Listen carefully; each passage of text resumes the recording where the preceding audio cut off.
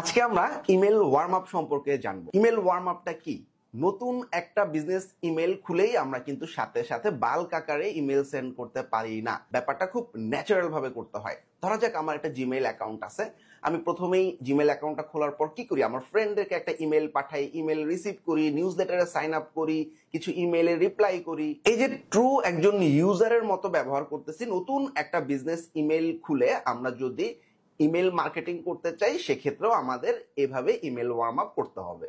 আস্তে আস্তে 15 থেকে 30 দিন যাওয়ার পর আমি 50 থেকে 100টা করে ইমেল পাঠাচ্ছি। কয়েক মাস পর আমি 100 বা 200 প্লাস ইমেল পাঠাতে পারবো। এই ব্যাপারটাকে আসলে ইমেল ওয়ার্ম আপ বলা হয়। কেন ইমেল ওয়ার্ম আপ করা প্রয়োজন? স্প্যাম ফিল্টার এড়ানো।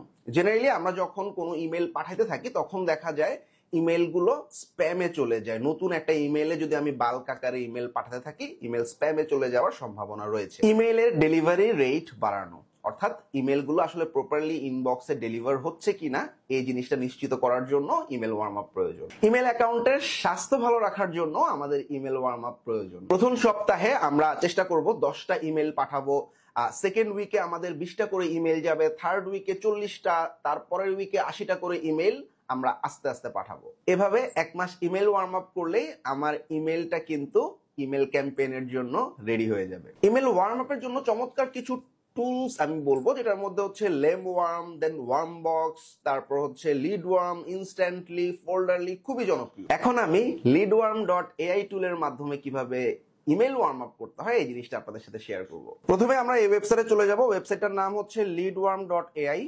একদম ফ্রিতেই আমি সাইন আপ করে ফেলবো। সাইন আপ করার পর আমি ড্যাশবোর্ডে আসার পর আমাকে ইমেইল অ্যাড করতে বলবে। So add your first email বাটনে ক্লিক করব। তারপর আমি আমার যে ইমেলটা দিয়ে আসলে ওয়ার্ম আপ করব সেই ইমেলটা দিলাম, অর্থাৎ যেটা দিয়ে আমি আসলে ক্যাম্পেইন রান করব।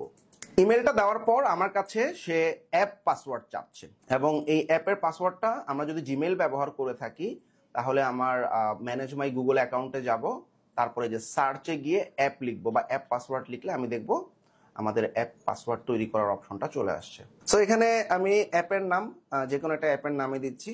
ধরা যাক আমি লিডওয়ার্মি নামটা দিলাম। অ্যাপের প্রথমে নামটা দিতে হবে, দেন ক্রিয়েট। তো আমাদের এই যে অ্যাপ পাসওয়ার্ডটা কিন্তু তৈরি হয়ে গেছে।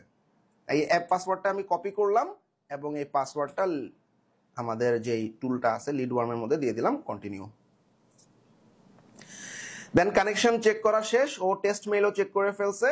এখন সে যেটা করবে, আমাদের রেগুলার বেসিস আমার একটা স্কোর দেখাচ্ছে উইচ ইজ পুয়ার 59, ফিনিশ, ব্যাস।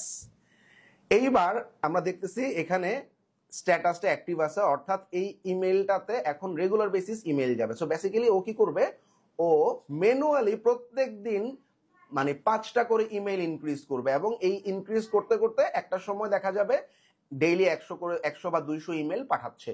এভাবে ইমেল সে ম্যানুয়ালি পাঠাতে পাঠাতে ইমেলটা ওয়ার্ম আপ হয়ে যাবে এবং এটা স্লো প্রসেসে যাবে, অর্থাৎ আজকে এখন একটা, বিকালবেলা একটা, রাতে একটা, আবার কালকে যখন 10টা ইমেল পাঠাবে সে আলাদা করে শিডিউল করে নিবে যাতে পুরো ব্যাপারটাকে রিয়েলিস্টিক মনে হয়। এভাবে আমরা ইমেল ওয়ার্ম আপ করে একটা বিজনেস ইমেলকে রেডি করব, তারপরে ক্যাম্পেইনগুলো পরিচালনা করব। এটাতে বেটার রেজাল্ট পাওয়া যাবে। Thank you.